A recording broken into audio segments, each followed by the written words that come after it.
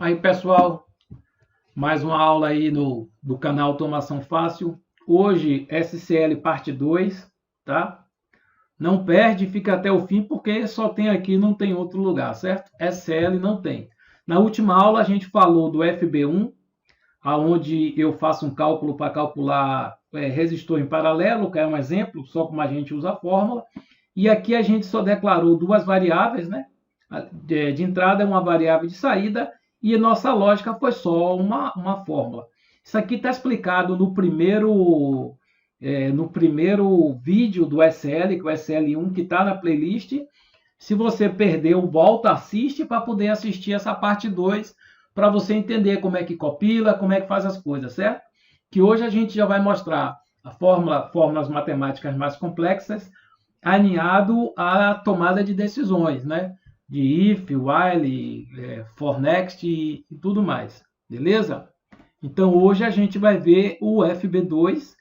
Não vou mostrar mais como é que eu fiz, porque mostrei na outra aula, ok? Eu mostrei na outra aula, então hoje eu só vou mostrar aqui o FB2. Só que antes eu tenho um recadinho para você, rapidinho. Quero avisar que o CETEC já está com as aulas presenciais para os cursos técnicos. Aqui é a página do CETEC, né? cetec-técnico.com.br, e lá se encontra curso técnico de automação para você tirar o seu CREA, certo? Você que não tem CREA ainda, dê uma passada lá, tá? Entre em contato com o pessoal. Você também tem curso de eletromecânica, tem curso de eletrotécnica, já está funcionando, o CETEC já está funcionando, todos os professores lá capacitados. Além dos cursos técnicos do CETEC, você também tem os cursos de capacitação, instrumentação, comando elétrico, nosso curso de automação está lá, né? E individualizado, você aprende SSI 300, você aprende redes industriais, você aprende Contrologics, você aprende HM, você aprende lá o que você quiser na parte da automação. Então, você tanto pode fazer automação para capacitação de curso técnico, tirar o seu CRT, ou você pode fazer um curso de especialização em qualquer área que você queira lá, beleza? Acesse a página, pega o endereço, entre em contato. O CETEC agora está em frente à Loki Bahia, ali pertinho da onde era, entrando ali na sinaleira do Unimar, beleza? Lá em Camaçari. Recado está dado, não perca tempo, corra para pegar sua vaga. Agora vamos lá. Vamos explicar aqui o FB2. Bom, o que é que eu vou fazer no FB2 hoje? Eu vou fazer a fórmula matemática para calcular as equações do segundo grau, x1 e x2, beleza? Como é muito famosa essa fórmula, a maioria conhece, então eu resolvi fazer isso aqui. Qual é a diferença do FB2 para o FB1 da última vez que a gente fez? No FB1 só tinha uma fórmula matemática, sem nenhuma tomada de decisão, sem nenhuma análise. Essa fórmula é legal porque você tem que analisar duas coisas nessa fórmula. O A não pode ser zero, senão você não tem as raízes de equação do segundo grau, e o delta não pode ser negativo, porque não existe raiz quadrada em número negativo. Então, eu peguei esse exemplo para você ver como fica fácil utilizando o SL. Beleza? A intenção de fazer essas videoaulas sobre SL é que o SI 300 ele não tem, né, mais uma vez falando, a fórmula calculate que tem no Tia Portal, e não tem o CPT que tem nos PLCs da Rockwell. Então, o recurso que existe na Siemens SI 300 e 400 é esse, que por sinal, gente, é um recurso fantástico, fantástico, fantástico, porque é uma volta muito grande, muito pouco difundido, tá? Tem programador antigo da Siemens que não usa esse recurso, então estou dando para vocês aqui gratuitamente, tá? Não existe nenhum canal que ensina isso aqui, só no canal Automação Fácil. Compartilhe com a galera, deixa o link e agora eu vou explicar o bloco. Bom, eu já expliquei como é que compila, já expliquei que no início tem que ser function block FB2 e você tem que fechar aqui com end function block. Depois você tem que declarar as variáveis. Então, na equação do segundo grau, você entra com os termos A, B e C, tipo real. Por que tipo real? Porque você pode entrar com qualquer valor numérico. As variáveis de saída que eu preciso, delta, x1, x2 e o erro. Por que o erro? Porque eu tenho que tratar se o A é diferente de zero e se o delta é negativo. Beleza, então essa parte eu expliquei na última aula. Nossa lógica começa daqui, né, depois da declaração das variáveis.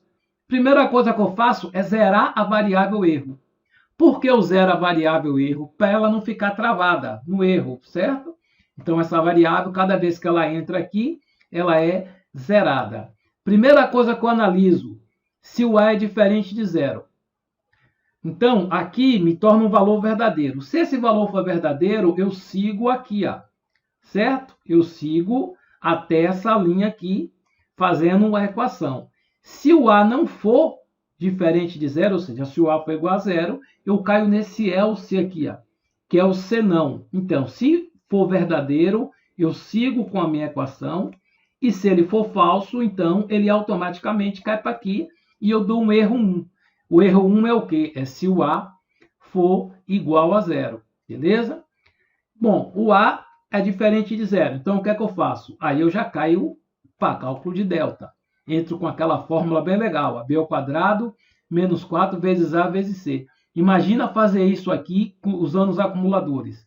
Isso aqui é pesadelo, tá? Usando os acumuladores é pesadelo.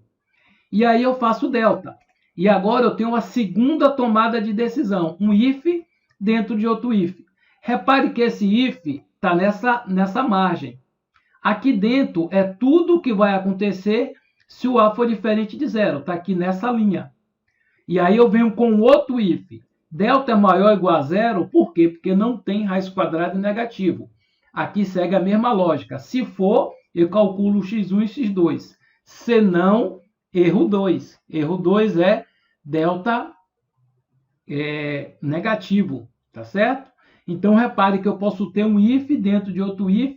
E aí vai minha dica para você. Sempre que você abrir um if ou um bloco de análise, por exemplo, se você vem aqui, ó, inserir controle de estrutura, um if, um case, um for, um while, você sempre dê o tab, ou você dá 3 espaços, depois de um bloco desse de análise de laço, que é para você pegar essa formatação e saber que essa lógica daqui pertence a esse if, essa lógica daqui pertence a esse if, para você não se achar. Então, vamos lá. Se o delta for maior que zero, eu entro com minha fórmula matemática aqui, beleza? Se não, eu caio aqui, fecho esse if, esse else é do primeiro A, fecho outro if, ou seja, cada if que eu abrir, eu tenho que fechar, cada if que eu abrir, eu tenho que fechar, beleza? Onde é que eu coloco ponto e vírgula? Depois da minha lógica aqui, da minha instrução, eu tenho que colocar ponto e vírgula, tá vendo? Ponto e vírgula, aqui dentro ponto e vírgula, e no final do if, o end if, ponto e vírgula. Isso é a sintaxe. Acabei esse bloco, copilei, ele aparece aqui. E agora a gente vai usar aqui, ó, a gente já vai usar o bloco, vamos chamar aqui as variáveis, e vamos testar aqui, por exemplo, as variáveis para o A igual a zero. Tá? Então, vamos pegar aqui o A. Vamos abrir aqui o DB junto. Vamos abrir o DB. Vamos abrir aqui as variáveis. E vamos pegar o A aqui, ó, colocar o A zero. Aqui eu criei uma VAT, né? Se você não sabe criar VAT, assiste meus vídeos que você aprende. Botei o valor de A zero, certo?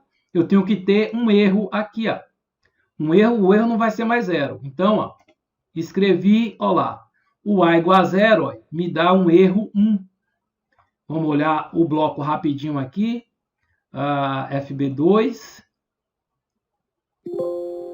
Ele está dando isso aqui porque eu já modifiquei alguma coisa, vai ficar tranquilo. Então, aqui, ó, se o A for igual a zero, ele me dá erro 1. Está aqui.